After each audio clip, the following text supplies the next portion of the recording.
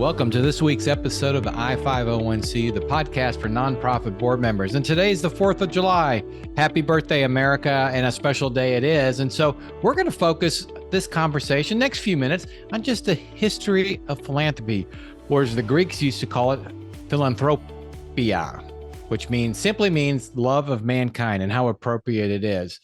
And so interesting. So we pulled some statistics to share with you as we go through this and talk a little bit about the history of philanthropy in the United States.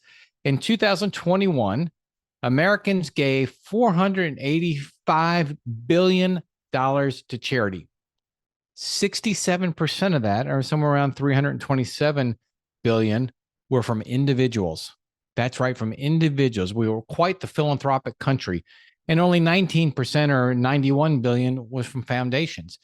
We all have this thought process that foundations donate quite a bit of money. They do, but it's really the individual giving in this country that makes a difference.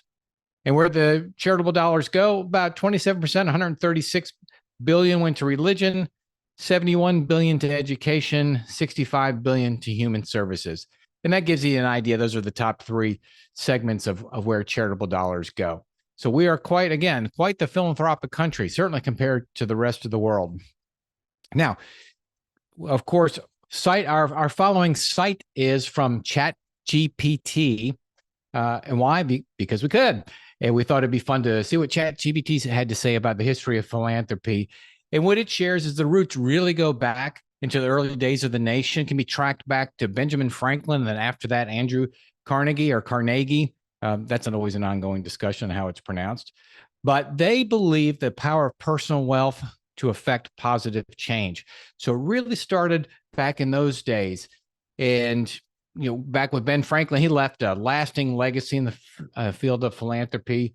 He established the first lending library. We can thank Ben Franklin for the libraries and lending libraries, the fund for loans to artisans, and encouraging entrepreneurship and education. And you're going to hear a little bit more about entrepreneurship later. Franklin believed that the power of education paved the way for future philanthropic endeavors. It makes a lot of sense and really shaped the fabric of our society.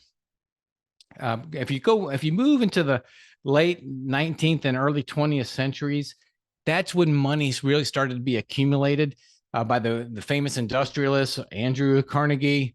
Was a steel magnate, and he was a mainstay. In fact, his foundation still exists today.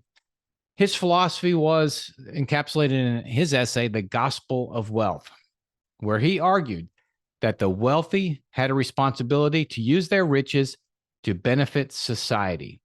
He funded the construction of thousands of libraries across the country, creating avenues for learning and knowledge and dissemination. So Carnegie knew that there was a responsibility to use this wealth for good. And he inspired future philanthropists by setting the example as he invested in institutions that would foster education, culture, and innovation. And let's move up into the 20th century. The Great Depression and World War II marked periods of immense hardship, prompting individuals to come together and support their fellow citizens. One of the most notable initiatives during this time was the March of Dimes. And of course, that was by President Roosevelt, Franklin Roosevelt. March of Dimes originally focused on combating polio and expanded its mission to tackle a range of public issues, becoming a beacon of hope for millions. So March of Dimes really started setting the trend for nonprofits and philanthropy and grassroots movements going way back. In the latter half of the 20th century, there was a surge in philanthropic foundations and institutions as people made more money. You got John Rockefeller, Henry Ford, the Ford Foundation, which continues today, the Rockefeller Foundation, which continues certainly today. It was established in 1913, and just the impact those organizations have made have just been profound. And, I find this fascinating. This money was made, over 100 years ago, and the massive amount of wealth, these foundations are huge still to today. And the foundations they evolved and started funding and supporting innovative projects and fostering collaborations to address pressing social issues, which is where they are today. In fact, if we look at today, and philanthropy continues to evolve, driven by technological advancements and demographics and prominent challenges, global challenges.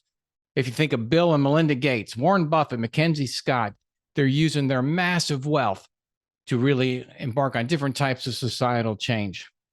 And if you look at philanthropy today in 2023, on this 4th of July, philanthropy really takes various forms.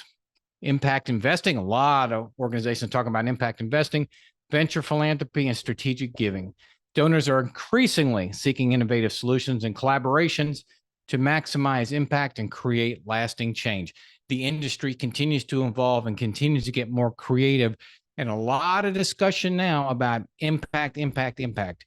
Maybe years ago it was more about the thought of giving. Now, a lot of discussion about impact. All right, so we talked about a little bit about the history, and so the question is why? Why is the United States so philanthropic? And it is compared to the rest of the world. When we talk to our friends in other countries, they continue to be mesmerized by the state of giving in the U.S. And probably number one is wealth accumulation, right? The U.S. has a long history of entrepreneurship, innovation, and wealth creation, and that concentration of wealth has really put people in a position to use that to create societal change. And wealthy individuals often engage in philanthropy as a way to give back to society and make a positive impact.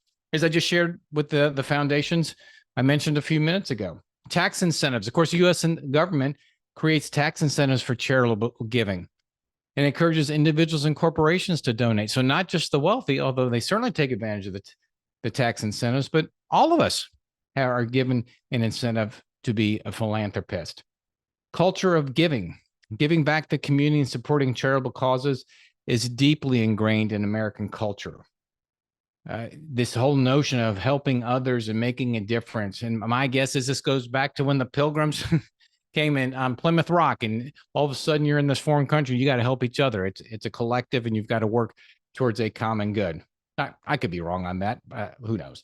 We have an independent nonprofit sector.